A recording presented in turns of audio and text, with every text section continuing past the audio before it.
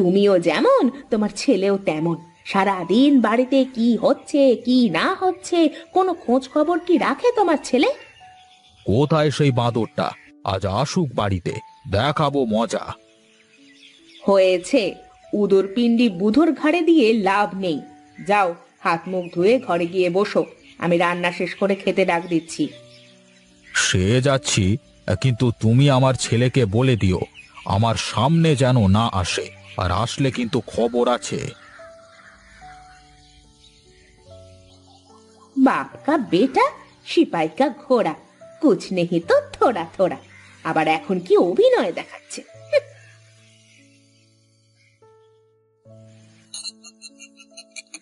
কি রে গোপাল, তোর ভুঁড়ি তো দিন দিন বেরিয়ে চলেছে। আর কিছুদিন পর তো পুরো কুমড়োর মতো হয়ে যাবি রে। হ্যাঁ, আরে ধুর, খাওয়া ছাড়া আর আছেটা কি? না খেয়ে বড়লোক কে হলো বল তো দেখি। তুই এভাবে খেতে থাকলে তো কবে বাড়ি থেকে তাড়িয়ে দেবে তোকে। দিলে দেবে, তাতে কি? আমার কি থাকা খাওয়ার জায়গার অভাব আছে নাকি? বলছিস যে, তা বাড়ি থেকে তাড়িয়ে দিলে উঠবি কোথায় গিয়ে শুনি? কেন, তোদের বাড়িতে উঠবো? তা না হলে সুনীলদার বাড়িতে উঠবো। এই না না না না, তা হচ্ছে না। এই আমার বাড়ি থেকে আমাকেই খেতে দিতে চায় না, আবার তুই গেলে তো দুজনকেই একসাথে তাড়িয়ে দেবে রে বাবা। অমন করে আমার দিকে তাকিয়েও কোনো লাভ নাই রে ভাই, আমি তোর জন্য বাড়ি ছাড়তে পারবো না। তোদের মতো বন্ধু থাকবার চেয়ে না থাকাই ভালো। আজ থেকে তোদের সাথে সব সম্পর্ক শেষ। যা, আজকের পর থেকে আর তোদের সাথে কথাও বলবো না।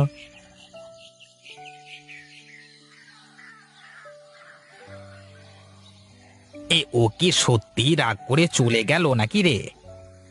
আরে না, খিদে লেগে গেছে হয়তো, তাই তো বাড়ি চলে গেল। চল চল, আমারও বাড়ি যেতে হবে, খুব খিদে লেগেছে রে।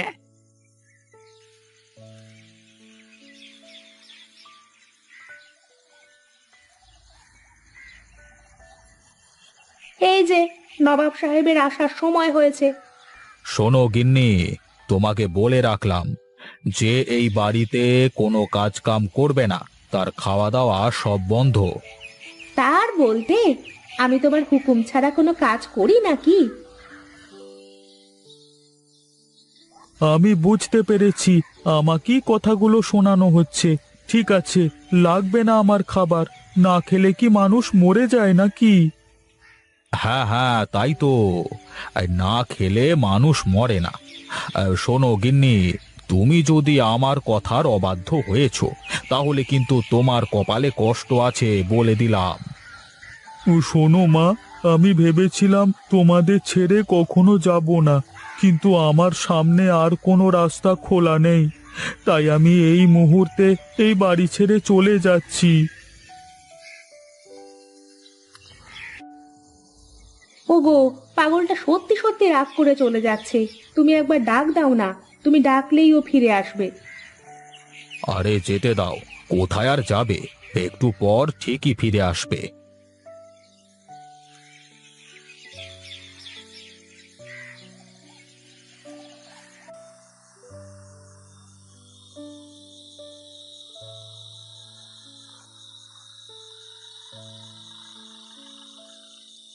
কত করে বললাম যে তুমি ডাক দিলেই পাগলটা ফিরে আসবে, শুনলো না আমার কথা।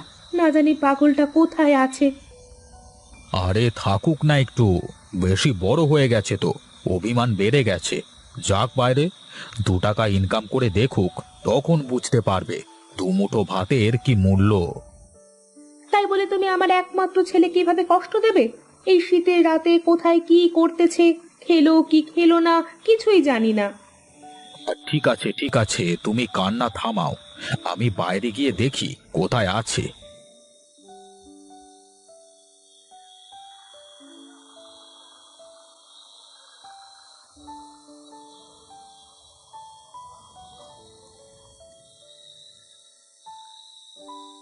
ভোলা, ও ভোলা, বাবা ঘুমিয়ে গেছিস নাকি?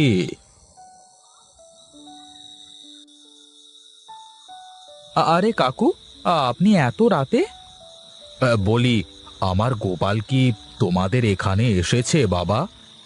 না তো কাকু, কেন, কি হয়েছে? না না, তেমন কিছু না।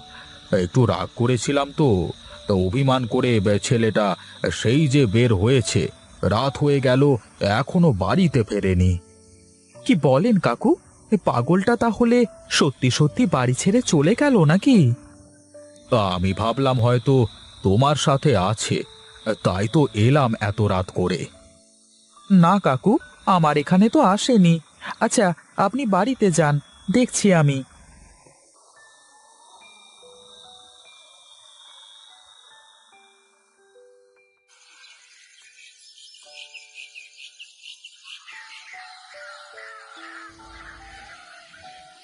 এ কি, কে তুমি বাছা? এখানে এভাবে শুয়ে আছো কেন? সর্বনাশ, গা তো জ্বরে পুড়ে যাচ্ছে। সারা রাত মনে হয় এভাবে শুয়েছিল। এবার একটু ঘুমাক বেচারা শান্তিতে। আমি পাঁপড়গুলো রোদে শুকাতে দিই।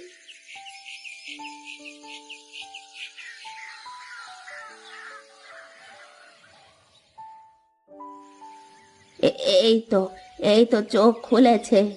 কে বাছা তুমি? তোমার বাড়ি কোথায়?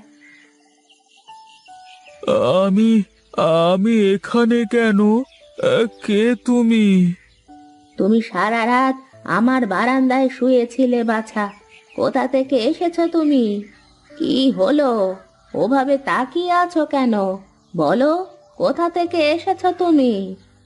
আমি যদি আমার পরিচয় বলি তাহলে বুড়ি আমাকে থাকতে দেবে না। তার থেকে ভালো আমি সবকিছু ভুলে গেছি। আমার কিছু মনে নেই ঠাকুমা, কিচ্ছু মনে করতে পারছি না। আহারে, সারা রাত শীতে বাইরে থেকে বোধহয় এমন হয়েছে। ঠিক আছে বাছা, যতদিন তোর কিছু মনে না পড়ে ততদিন তুই আমার এখানেই থাক। আমার খুব খিদে পেয়েছে ঠাকুমা, যদি কিছু খেতে দিতে। তুই বস, আমি এক্ষুনি তোকে খেতে দিচ্ছি।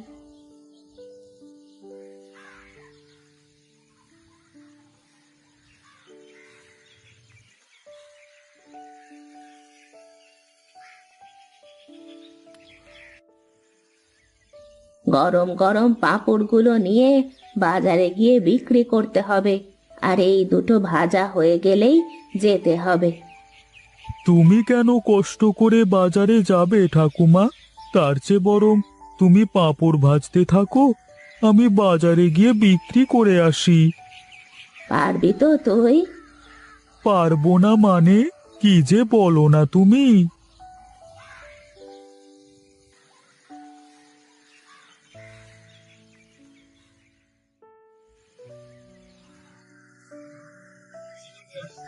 বাহ, পাঁপড়ের এত চাহিদা!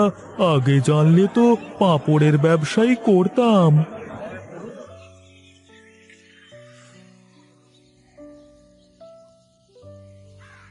কিরে, সব বিক্রি হয়ে গেছে? হ্যাঁ ঠাকুমা, দেখতে দেখতে সব হাওয়া করে দিল লোকে। শীতের ভেতর গরম গরম পাঁপড় ভাজা মানুষ খুব খায়। নে, এগুলোও নিয়ে বিক্রি করে আয় তো দেখি।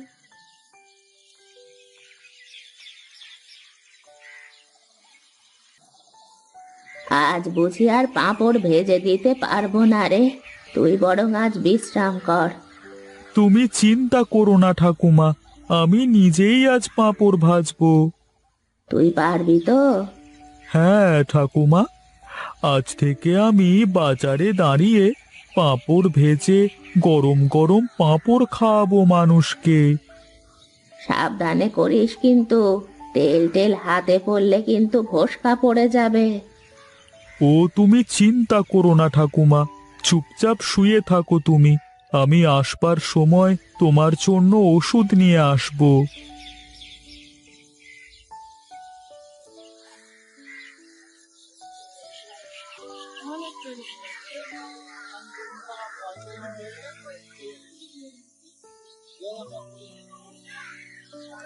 পাঁপড় খাবে নাকি গিন্নি? গরম পাঁপড়? দাঁড়াও দাঁড়াও, আমি একটা গরম পাঁপড় নিয়ে আসি।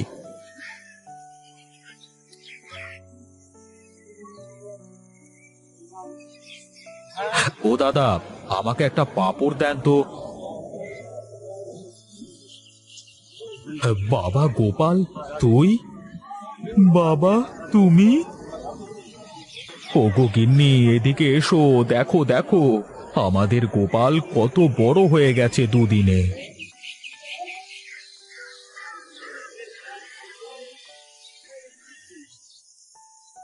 তুই কেমন রে বাবা? এভাবে কেউ রাগ করে বাড়ি ছেড়ে চলে আসে? বাড়ি ছেড়ে এসেছি বলেই আজ নিজে কিছু করতে শিখেছি মা। চল বাবা, বাড়িতে চল। আজ কটা দিন আমরা পাগলের মতো তোকে খুঁজে বেড়াচ্ছি। না মা, আমি এখন বাড়ি যেতে পারবো না। তোমরা ফিরে যাও, আমি কয়েকদিন পরে বাড়িতে ফিরে আসবো। শোন রে মা, যতই রাগ হোক, ছেলে পেলেকে কখনো বাড়ি থেকে চলে যাওয়ার কথা বলবি নে। ঠিক আছে বুড়িমা, এখন থেকে আর কখনো এমন বলবো না। এই কদিন ওকে ছেড়ে যে কি কষ্টে আছি, তোমাকে তার কি বোঝাবো বুড়িমা? আমাকে বোঝাতে হবে না, আমিও বুঝি। শোন দাদু ভাই, এভাবে রাগ করে আর কখনো বাড়ি ছেড়ে আসবি নে। ঠিক আছে ঠাকুমা, কিন্তু আমি তোমার হাতের পাঁপড় খেতে মাঝে মধ্যেই চলে আসব। আর আমিও বাড়িতে গিয়ে গঞ্জে একটা পাঁপড়ের দোকান দেব। ঠিক আছে, এখন তাহলে বাবা মায়ের সাথে যা দাদু ভাই।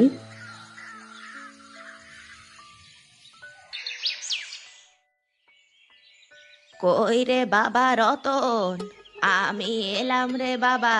তুই ঘরেই থাকিস কেমন? আমি এসে তোর জন্য খাবার রান্না করব। এদিকে তাড়াতাড়ি না গেলে আবার নদীতে মাছ পাবো না। ঠাকুমা, তুমি একবার দাঁড়াও তো। আবার কি হলো? দাঁড়াতে বললি কেন? কাজের সময় কেউ পেছনে ডাকে বাবা? পেছনে ডাকলাম, তার নিশ্চয়ই কোনো কারণ আছে। বল বাবা, কি বলবি আমাকে? বলছি, তোমাকে আজ থেকে নদীতে মাছ ধরতে যেতে হবে না। কেন নদীতে মাছ ধরতে যাব না কেন? কি হলো? বয়সটা কত হয়েছে তোমার, সেদিকে কি খেয়াল আছে? এখন শুধু শুধু তোমাকে নদীতে মাছ ধরতে কে বলেছে? হ্যাঁ, কেউ বলেনি বাবা। মাছ না ধরলে তো আমাদের দিন চলবে না। মাছ ধরে সেগুলো বিক্রি করে তারপরেই তো টাকা আসে, তাতে আমাদের সংসার চলে। তার উপর তোর পড়াশোনার খরচ। আজ থেকে পড়াশোনা বন্ধ আমার। এসব পড়াশোনা করে কোনো লাভ নেই। এসব কথা বলছিস কেন বাবা? শিক্ষার আর শিক্ষিত ছেলেদের নিশ্চয়ই গুণ আছে। হ্যাঁ, আমি দেখতে পাচ্ছি। পাড়া দিয়ে হাঁটাহাঁটি করলে শুধু একটা কথাই কানে আসে, আমি নাকি আমার বৃদ্ধ ঠাকুমাকে দিয়ে কাজ করাচ্ছি। নিচে কাজ করবার কোনো রকম গতর নেই। তাই আজ থেকে তোমার বদলে আমি যাব মাছ ধরতে। এবার তোমার ব্যবসাটা আমি সামলাবো। তুই লোকের কথা কেন কানে নিস বাবা? লোকেরা অনেকে অনেক কিছু বলবে, সেসব কথা কোনো দিন কানে নিতে নেই, তাহলে কিন্তু বিপদ। ঠাকুমা, আমি সিদ্ধান্ত নিয়ে ফেলেছি, তুমি আজ থেকে কাজে যাবে না। তোমার বয়স হয়েছে, তুমি ঘর সামলাও। বাকি সমস্ত কাজ আমি সামলে নেব। এখন আমাকে জালটা দাও দেখি। এটা তুই ঠিক করছিস না রে বাবা। ঠাকুমা, তুমি ঠিক করছো না। সারা জীবনটা অনেক খাটাখাটনি করেছো আমার পেছনে, আর না। এবার তাড়াতাড়ি আমাকে জালটা দাও, আর তুমি ঘরে গিয়ে বিশ্রাম নাও। কিন্তু কিন্তু তোকে যে এত কষ্ট করে শিক্ষিত করলাম, তার কি কোনো দাম নেই? সব দাম আছে, সময় আসুক আমি ঠিক দেখিয়ে দেব। এখন তুমি কেঁদে নিজের শরীর খারাপ করো না তো। আরে আসুন আসুন, খেয়ে যান, গরমা গরম নান কচুরি খেয়ে যান। একবার খেলে স্বাদ সারা জীবন মুখে লেগে থাকবে। সাথে আলুর তরকারি একদম বিনামূল্যে। তাড়াতাড়ি খেয়ে যান, সকালবেলায় গরম গরম কচুরির সাথে আলুর দম।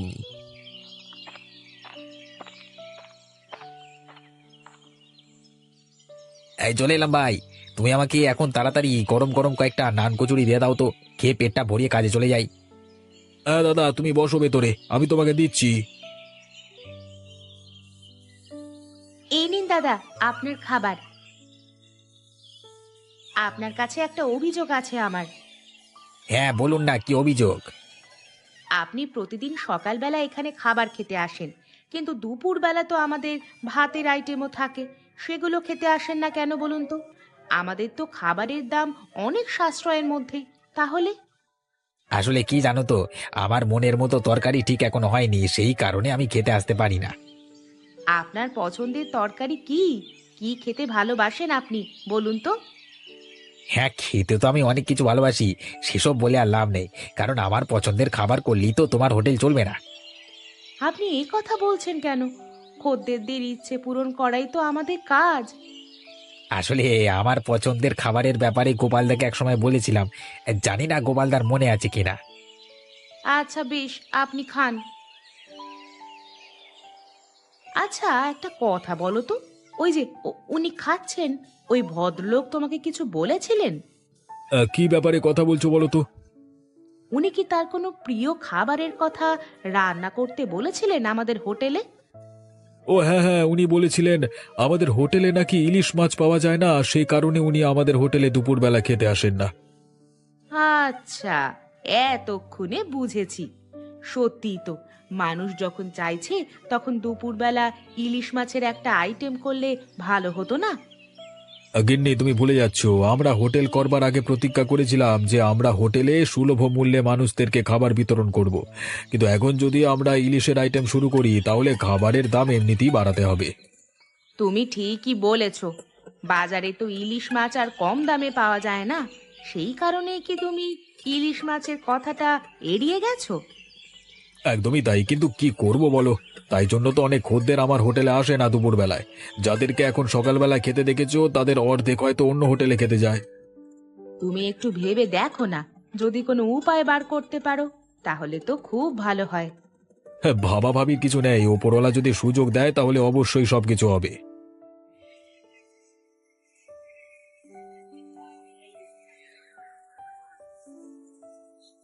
বাবু, এ মাসের কাজের টাকাটা যদি পাওয়া যেত তাহলে খুব উপকার হতো। আসলে ঘরে চাল ডাল সবজি কিছুই নেই, যাওয়ার সময় বাজার করে নিয়ে যেতাম ঘরের জন্য। হ্যাঁ, তোমার আগের মাসের টাকাটা বাকি আছে না, কিন্তু এখন তো গোটা টাকাটা দিতে পারবো না। বাবু, গোটা টাকাটা না হোক, কিছুটা অন্তত দিন। আমাকে অন্তত কিছু খেয়ে তো বাঁচতে হবে। না খেলে আপনার এখানে কাজ করব কিভাবে বলুন দেখি? তুই তো কোনোদিন রান্না করে খাস বলে মনে হয় না। মানে বাবু, আপনি কিভাবে? তুই কি ভেবেছিস আমি তোর কোনো খবর রাখি না? তুই তো প্রত্যেক দিনই গোপালের হোটেলে খেতে যাস, সেখানে বোধ হয় টাকা পয়সা অনেক ধার বাকি হয়ে গেছে, তাই না? তাই জন্যই আমার কাছে টাকা চাইছিস। আসলে বাবু, এটাই সত্যি। গোপালদা হয়তো আমাকে কিছু বলবে না, কিন্তু তবুও তো আমার একটা কর্তব্য আছে। এভাবে তো লোকের কাছে ধার বাকি করা ঠিক নয়। তারও তো হোটেলটা চলতে হবে। তার থেকেও আমার একটা ভালো পরিকল্পনা আছে, তুই যদি রাজি থাকিস তাহলে বল। কি পরিকল্পনা বাবু? আমি তো ঠিক বুঝতে পারছি না। আমি ভাবছি গোপালের হোটেলটা আমি কিনে নেব, তারপর সেই হোটেলটা সেখান থেকে উঠিয়ে দিয়ে একটা 5 তারা রেস্টুরেন্ট খুলবো। তাতে এসব ছাইপাশ পাওয়া যাবে না, ভালো ভালো নতুন নতুন একদম খাবারের আইটেম পাওয়া যাবে। কিন্তু বাবু, গোপালদা ওই হোটেলটা চালিয়ে নিজের সংসার চালায়। এভাবে যদি হোটেলটাকে উঠিয়ে দেওয়া হয় তাহলে তো। তোর দেখছি গোপালের প্রতি অনেক দরদ, এত দরদ শেষ পর্যন্ত থাকবে তো? বাবু, আমি না মানুষের ক্ষতি একদম দেখতে পারি না। তার মানে তুই কি বলতে চাইছিস আমি মানুষের ক্ষতি করে বেড়াই? তুই তো মহা বেয়াদব হয়েছিস, তোকে মনে হচ্ছে আর এখানে রাখা যাবে না। না বাবু, এমনটি করবেন না, না হলে আমি না খেতে পেয়ে মারা যাব। কেন? তুই তোর গোপালদার কাছে গিয়ে খা, দেখি তোর গোপালদা তোকে কত খাওয়ায়। আমার ভুল হয়ে গেছে বাবু, আমি আর কোনোদিন এমন ভুল কাজ করব না। তাহলে তোকে আমার একটা কাজ করে দিতে হবে। কি কাজ বাবু? আজকে গোপালের হোটেলে গিয়ে আমার হয়ে একটু হুমকি দিয়ে আসতে হবে, যাতে সে হোটেলটা এখান থেকে তুলে দেয়। কিন্তু বাবু, আমি তো এরকম কাজ আগে কোনোদিন করিনি। তাহলে শিখে নে, শিখতে দোষ কি? আমি যেমনটা বললাম তেমনটা কর, না হলে কিন্তু কপালে দুর্গতি আছে। ঠিক আছে বাবু, আপনি যেমন বলবেন তেমন হবে।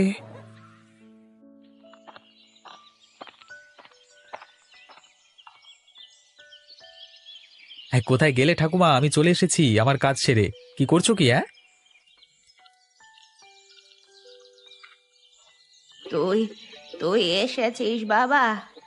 আমার যে কি ভয় লাগছিল, তুই পারবি কি পারবি না সেটাই বুঝতে পারছিলাম না।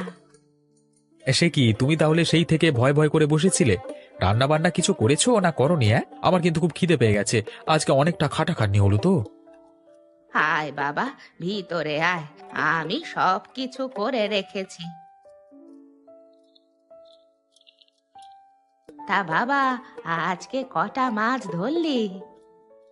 ধরেছি বেশ কিছু। আসলে প্রথমবার তো, বেশিরভাগ সময়টাই জালে এসেও মাছগুলো আবার জলে পড়ে যাচ্ছিল। শিখতে একটুখানি সময় লাগলো, কিন্তু শিখে নেবার পর সবকিছুই সহজ হচ্ছিল। তারপর তারপর সেগুলো কাকে বিক্রি করলি? ও হ্যাঁ, তোমাকে তো বলাই হয়নি। তুমি তো এতদিন মাছগুলো নিয়ে গিয়ে বাজারে বিক্রি করে দিয়ে আসতে। আমি সোজা নিলামে উঠিয়েছিলাম। সেখান থেকেই সব মাছগুলো বিক্রেতারা একদম টাকা দিয়ে কিনে নিয়ে চলে গেল। দাঁড়াও দাঁড়াও, টাকাটা আমার ট্যাঁকে গোঁজা আছে, আমি কিছুক্ষণ বাদ বার করে দিচ্ছি। হ্যাঁ, বুড়িমা, বুড়িমা, বাড়িতে আছেন নাকি? কেউ আছেন বাড়িতে? বাইরে থেকে মনে হচ্ছে কেউ ডাকছে তোমাকে। গিয়ে দেখো তোকে।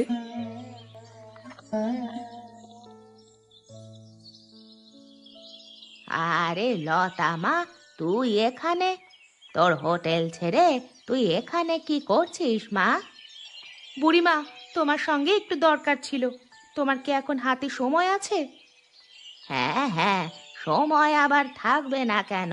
তুই আয়, ভিতরে আয়। না না, ভেতরে যাব না।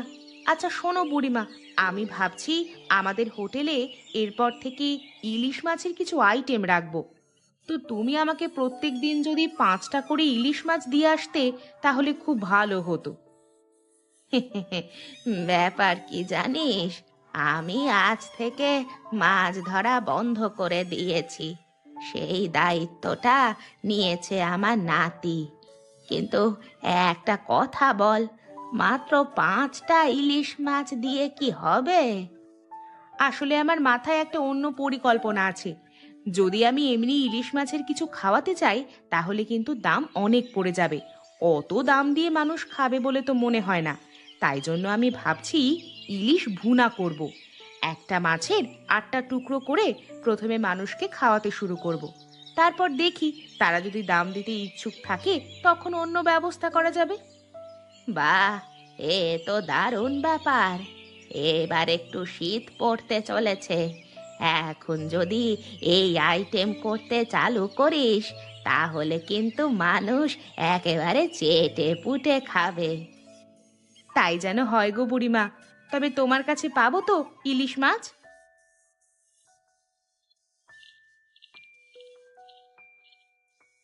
পেয়ে যাবে বৌদি, তুমি কোনো চিন্তা করো না। আমি তোমার জন্য 5টা ইলিশ মাছ আলাদা করে রেখে দেবো, কেমন? তাহলে রতন, তুমিও কাজের ছেলে হয়ে গেলে, হ্যাঁ? হ্যাঁ, তাছাড়া যে কোনো উপায় নেই বৌদি।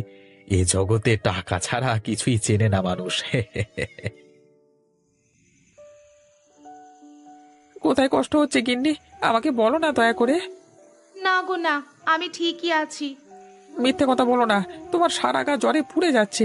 সর্দি করেছে, আবার তুমি আমাকে বলছো তুমি ভালো আছো। না গো, তুমি অত চিন্তা করো না, দেখবে আমি ঠিক হয়ে যাব। সেসব বলে হয় নাকি? তুমি শুয়ে থাকো, আমি বরং একবার ডাক্তারের কাছ থেকে ঘুরে আসি, আর তার কাছ থেকে কিছু ওষুধ নিয়ে আসি।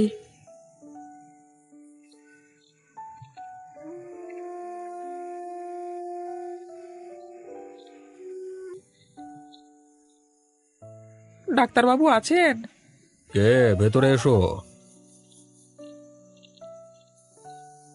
আরে নরেন যে, তা কি ব্যাপার হলো আবার? আমার গিন্নির শরীরটা অনেক খারাপ, জ্বর আর সর্দি, একদম উঠতে পারিনি, বিছানায় শুয়ে আছে। আরে না না, এখন জ্বর সর্দি বেশি দিন রাখা যাবে না। হয় নিউমোনিয়া, না হলে জন্ডিস হয়ে গেলে অসুবিধা আছে। আমি তোমাকে কিছু ওষুধ লিখে দিচ্ছি, তুমি আজকের মধ্যে কিনে নিও। আপনাকে কত দিতে হবে বাবু? দোষ, যাও যাও, ওষুধগুলো কিনে নাও।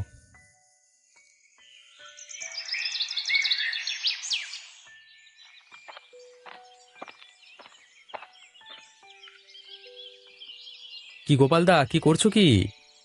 আরে রতন যে, তা কি খবর তোমার? আমার হোটেলে আজকে প্রথম এলে যে, তা হাতেগুলো কি মাছ মনে হচ্ছে তো? হ্যাঁ গো, ইলিশ মাছ আমি আনতে বলেছিলাম। সে কি, তুমি ইলিশ মাছ আনতে বলেছিলে?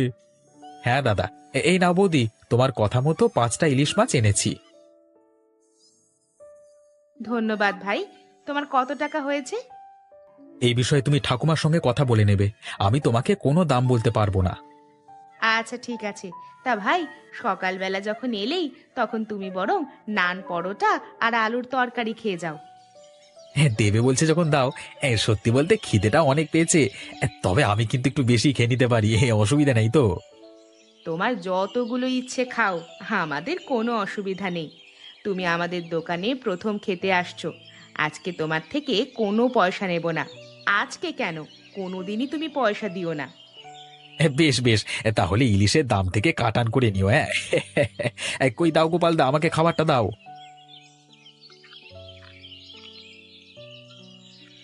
কি হলো নরেন, তুমি কাজে না গিয়ে এখানে কি করছো? বাবু, আমার কিছু টাকার দরকার ছিল। তার মানে এই তো কালকে তুমি টাকা নিয়ে গেলে, আজকে আবার কিসের জন্য দরকার? আমার কাছে কি টাকার গাছ আছে নাকি? বাবু, গিন্নির শরীরটা খুবই খারাপ। কালকে ডাক্তারবাবু কিছু ওষুধ কিনতে দিয়েছেন, কিন্তু সেই ওষুধ কেনবার মতো মানে। টাকা নেই তাই তো? আচ্ছা নরেন, তোকে তো আমি একটা কাজ দিয়েছিলাম, সেই কাজটা কি তুই শেষ করেছিলিস? না বাবু, করা হয়নি। তাহলে তুই নির্লজ্জের মতো আমার কাছে টাকা চাস কি করে? বাবু দয়া করুন, আমার স্ত্রী না হলে শরীর খারাপ থেকে উঠতে পারবে না, একটু দয়া করুন বাবু। তুই আমার কাজটা করে দে না, তাহলে আমি তোর ব্যাপারটা দেখতে পারি। জানা, এখন তো গোপালের হোটেল খোলা আছে, তুই চলে গিয়ে তোর কাজটা সেরে চলে আয়। আচ্ছা বাবু, যাচ্ছি।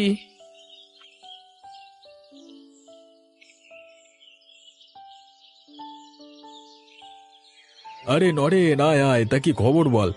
একটু দুঃখী দুঃখী মনে হচ্ছে, কিছু হয়েছে নাকি? গোপালদা, ওই জওহরলাল শেঠের তোমার হোটেলের উপর নজর আছে। আমাকে জোর করে তোমার কাছে পাঠিয়েছে তোমাকে হুমকি দেওয়ার জন্য। আমি এমন একটা বিপদে পড়ে গেছি না, এখানে না এসে পারলাম না। সে কি, তোমার আবার কি বিপদ হলো? আসলে আমার গিন্নির শরীরটা কালকে রাত থেকে খুব খারাপ। ডাক্তার দেখিয়েছিলাম, কিছু ওষুধ লিখে দিয়েছে, কিন্তু সেই ওষুধ কেনবার মতো টাকা আমার কাছে নেই। তাই আমি জওহরলালের কাছে আমার প্রাপ্য টাকা চাইতে গেছিলাম, কিন্তু উনি এখন আমাকে টাকা না দিয়ে জোর করে এসব কাজ করাচ্ছে। না না, এই তো খুবই খারাপ কাজ। জওহরলাল লোকটা যে খুব বদমাইশ সেটা আমরা আগে থেকেই জানতাম। ওসব কথা বাদ দাও তো। এখন তোমার কত টাকার প্রয়োজন সেটা বলো তো। না বৌদি, মানে। আরে তুমি লজ্জা পেও না, তোমাকে যেটা জিজ্ঞাসা করলাম সেটা বলো। কত টাকা প্রয়োজন তোমার? আমার ওই 400 টাকার মতো প্রয়োজন। ঠিক আছে, তোমার ভয়ের কিছু নেই, আমি তোমাকে সেই টাকা দিয়ে দিচ্ছি। তুমি তোমার স্ত্রীর জন্য ওষুধ নিয়ে ঘরে যাও। তোমাকে অসংখ্য ধন্যবাদ বৌদি। তোমরা যে আমাকে সাহায্য করবে আমি বুঝতেও পারিনি। আরে ধন্যবাদ দিতে হবে না, তোমার স্ত্রী সুস্থ হয়ে যাক এটাই আমরা চাই।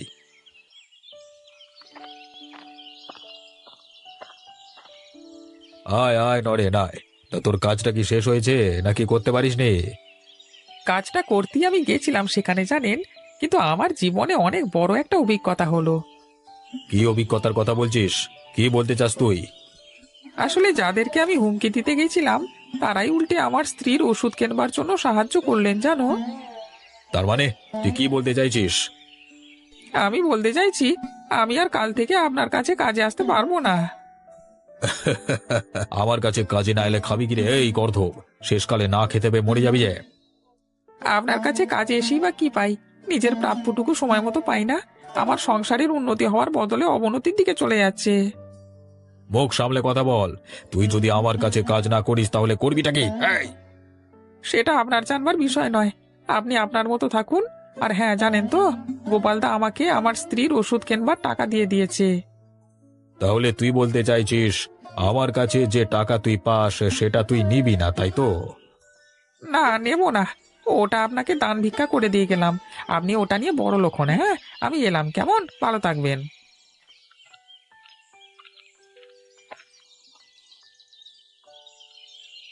আরে গোপাল, সকালবেলা দেখে গেলাম রতন তোমাকে ইলিশ মাছ দিয়ে গেল, তাই ইলিশ মাছের কিছু পদ রান্না করেছো নাকি? হ্যাঁ, তোমরা তো বললে ইলিশ মাছ ছাড়া কিছু খেতে ভালো লাগে না, তাই জন্য তো আজ থেকে ইলিশ মাছ নেওয়া শুরু করলাম। আজকে করেছি ইলিশ ভোনা, তা খাবে নাকি? হ্যাঁ অবশ্যই, এই দিন দেখবার জন্য কবে থেকে অপেক্ষা করছিলাম। অবশেষে আমার চাওয়া আজকে পূর্ণ হলো। সত্যি আমি ভাবতে পারছি না যে এমন একটা হোটেল যে খরিদ্দারের ইচ্ছে পূরণ করে, হ্যাঁ। আপনি বসে পড়ুন দাদা, এক্ষুনি আপনাকে গরম গরম ভাত আর ইলিশ ভুনা দিয়ে দিচ্ছি। আরে গোপাল দা, শুনলাম তোমার দোকানে নাকি ইলিশের নতুন পদ রান্না হয়েছে। হ্যাঁ দিদি, আজ থেকেই ইলিশের নতুন পদ রান্না শুরু করেছি। আসলে এই জিনিসটা তোমার দোকানে ছিল না বলে আমরা দুপুরবেলায় খেতে আসতাম না, কিন্তু দুপুরবেলায় অন্য হোটেলে খেতেও খুব একটা যে ভালো লাগতো তা নয়। তোমার কাছে যে এরকম আপ্যায়ন পাই, সেই রকম আপ্যায়ন আর অন্য কোথাও পাই না গো। এটা আমারই ভুল। আমারই জানা উচিত ছিল যে তোমরা যারা এখানে খেতে আসো তাদের কি কি জিনিস পছন্দ। তা এখন কি হবে ইলিশ? হ্যাঁ, হবে না কেন? তাড়াতাড়ি বসে পড়ো। আসলে আজকে বেশি ইলিশ মাছ নিইনি তো, মোটে 5টা নিয়েছিলাম, কিন্তু এখন দেখছি বেশি বেশি করে নিলেই ভালো হতো। মানুষের চাহিদাটা অনেক বেশি তো। ঠিক আছে গো, তুমি আমাকে খেতে দিয়ে দাও। এই শীতের দিনে একেবারে ইলিশ ভুনা দিয়ে অনেকগুলো ভাত খেয়ে নেব। হ্যাঁ দিদি, তুমি ভেতরে গিয়ে বসো, আমি এক্ষুনি তোমাকে খেতে দিয়ে দিচ্ছি। কই দাও, ভাতটা দিয়ে আসি। দাঁড়াও দাঁড়াও, আমি এদিকটা সামলে নিচ্ছি। তুমি একবার বরং বুড়িমার ঘর থেকে ঘুরে আসো। কেন বলো তো? ওদেরকে বলে এসো আমাদের কাল থেকে আরো বেশি পরিমাণ ইলিশ মাছ চাই। এ কটা ইলিশ মাছে হবে না। ঠিক আছে, আমি তবে এখনই চলে যাচ্ছি। ঠাকুমা, আমাদের আরো কিছু ব্যবসা করতে হবে বুঝলে। ভাবছি কালকে কয়েকটা কুমড়ো গাছের চারা এনে ঘরের পাশে লাগিয়ে দেব, তুমি সেগুলো পরিচর্যা করবে, কেমন? ঠিকই বলেছিস বাবা, আমি তো সারাটা দিন ঘরে বসেই থাকি। দুটো চারা গাছ থাকলে বরং আমি সেগুলোকে বড় করতে পারবো।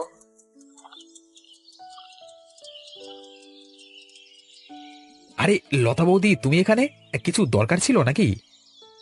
ভাই রতন, কাল থেকে আমার আরো বেশি পরিমাণে ইলিশ মাছ লাগবে। হ্যাঁ হ্যাঁ, সে নিয়ে তোমার কোনো চিন্তা নেই। তোমার কতগুলো লাগবে শুধু বলো না। আসলে আজ থেকে আমাদের হোটেলে ইলিশ ভুনা রান্না করছি, কিন্তু মানুষ দেখছি আরো বেশি পরিমাণে ওই পদটা খেতে চাইছে। সে তো চাইবেই, তোমার হাতের রান্নার স্বাদ যে অন্যরকম। আর তাছাড়া তোমাদের হোটেলে খেতে মানুষ অনেক ভালোবাসে। তাহলে কালকে থেকে আমাকে কেজি 2-1 মতো ইলিশ মাছ দিয়ে এসো, কেমন? 2 কেজিতে হবে না বৌদি,